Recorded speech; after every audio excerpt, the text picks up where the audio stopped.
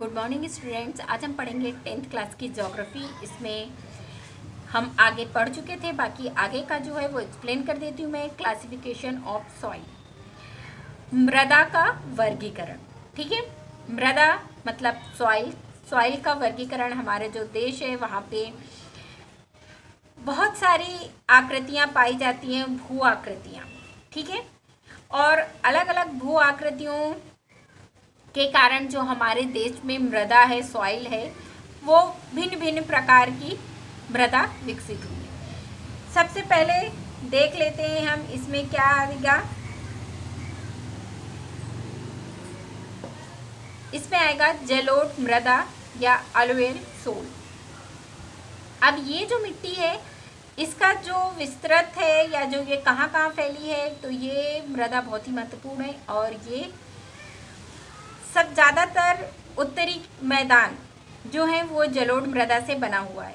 ये मृदा हिमालय की 3 महत्वपूर्ण जो नदी तंत्र सिंधु, गंगा और ब्रह्मपुत्र नदियों द्वारा बहाकर जो लाए गए निक्षेप हैं उनसे मिलकर बनी हुई है। ठीक, अब जो जलोढ़ मृदा है इसमें रेत, सिल्ट और मृत्तिका के विभिन्न अनुपात पाए जाते हैं। आगे अब हम इसके बारे में देखेंगे। ये जो मिट्टी है, ये जो मृदा है, ये कणों के आकार या घटकों के अलावा मृदाओं की पहचान इसकी क्या के आधार पर होती है? आयु के आधार पर होती है। आयु के आधार पर जो मृदा है, सॉइल है, वो 2 प्रकार की है। कौन कौन सी है? पुराना जलोढ़ और नया जलोढ़। इसे खादर भी बोलते हैं। ठीक है, अब इनकी जो जलोढ़ मृदा है ये बहुत ही उपजाऊ मानी जाती है। अधिकतर जो जलोढ़ मृदा होती है उसमें पोटास, फास्फोरस और चूना युक्त होती है। इसमें गन्ने, चावल, गेहूं और अन्य अनाज जैसे दलहन की फसलों के लिए ये बहुत ही उपयुक्त मानी जाती है। अब है ब्लैक सॉइल, काली मृदा। ये काले रंग की होती है इसलिए इसे काली ब्लैक सॉइल या काली मृदा भी कहते हैं। इसे रेगर मृदा भी कहा जाता है। इसमें कपास की खेती बहुत अच्छी होती है। ब्लैक सॉइल में कपास की खेती के लिए बहुत उचित मानी जाती है। इस प्रकार की मृदा जो है वो दक्कन के पठार के क्षेत्र के उत्तर पश्चिमी भागों में पाई जाती है। और ये जो मृदा है इस मृदा में कैल्शियम कार्बोनेट, मैग्नीशियम, पोटास और चूने जैसे पौष्टिक तत्व से ये मृदा भरपूर रहती है।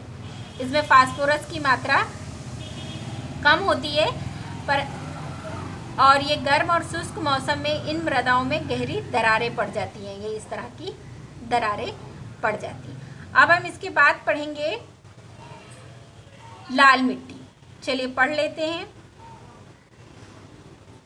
लाल मिट्टी, लाल वो पीली मृदा। ठीक है, लाल मृदा दक्कन के पठार के पूर्वी और दक्षिणी हिस्सों में रवेदार आग्नेय चट्टानों पर कम वर्षा वाले भागों से विकसित होती है। लाल और पीली मृदा उड़ीसा, छत्तीसगढ़, मध्य गंगा के मैदान, दक्षिणी छोर पर और पश्चिमी घाट के पहाड़ी पद पर पाई जाती है। ठीक है, और इनका जो पीला रंग है, इन मृदाओं का लाल रंग रवेदार आग्नेय और रूपांतरित चट्टानों, लौह धातु के प्रसार के कारण होता है और पीला रंग जल योजन के कारण होता है। अब है लेटराइट मृदा। लेटराइट मृदा को ग्रीक भाषा में लेटर से लिया गया, इसका अर्थ है ईंट। लेटराइट मृदा का निर्माण जो है उष्ण कटिबंधी तथा उपोष्ण कटिबंधी जलवायु क्षेत्रों में आर्द्र तथा शुष्क ऋतुओं के एक के बाद एक आने के कारण होता है। अब जो ये मृदा है ये अधिकतर महाराष्ट्र के पश्चिमी घाटों, उड़ीसा, पश्चिम बंगाल के कुछ भागों, उत्तर पूर्वी प्रदेशों में पाई जाती है। अब है इसके बाद मरुस्थली मृदा। मरुस्थली मृदा का रंग लाल और भूरा होता है। ये मृदा आमतौर पर रेतीली और लवणीय होती है। कुछ क्षेत्रों में नमक की मात्रा इतनी ज़्यादा अधिक होती है कि झीलों में जल वाष्पीकृत करके खाने का नमक भी बनाया जाता है। शुष्क जलवायु और उच्च तापमान के कारण जल वाष्पन दर अधिक होती है और मृदाओं में ह्यूमस और नमी की मात्रा कम होती है। गर्मी होने के कारण यह नमी कम पाई जाती है। इसमें इसके नीचे कैल्शियम की मात्रा बढ़ती चली जाती है और नीचे के परतों में चूने के कंकर की सतह पाई जाती है। इसके कारण मृदा में जो जल है वो स्यंद या अवरोध हो जाता है। अब है वन मृदा। ये मृदाएं आमतौर पर जो है पहाड़ी और पर्वतीय क्षेत्रों में पाई जाती हैं।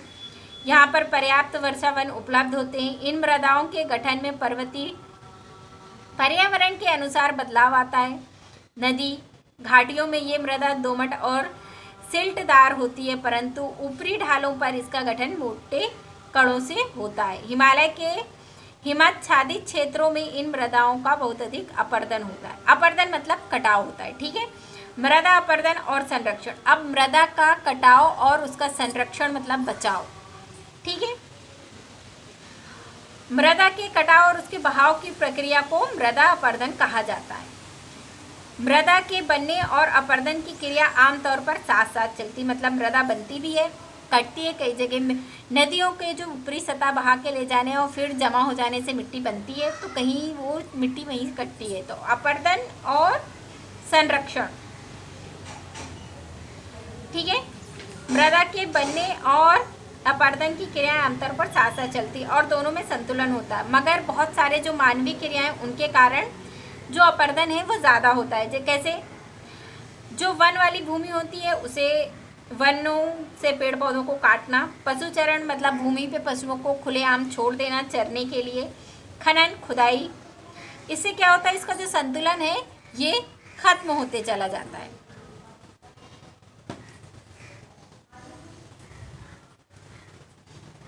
ठीक है, ये देखिए जिस तरह से ये जो आपको चित्र दिखाया गया है ये यही बता रहा है ये मृदा का अपरदन, कटाव, बहते हुए पानी के कारण ये मृदा इस तरह से कट जाती है। अब जब ये मृदा इस तरह से कट जाती है तो ऐसी जो मृदा है उस पर खेती ठीक तरह से नहीं हो पाती है। ये जो चैप्टर है इस चैप्टर को आप लोग अच्छी तरह से रीड कर लीजिएगा। कल मैं इस चैप्टर के क्वेश्चन आंसर आप लोगों को सेंड कर दूँगी।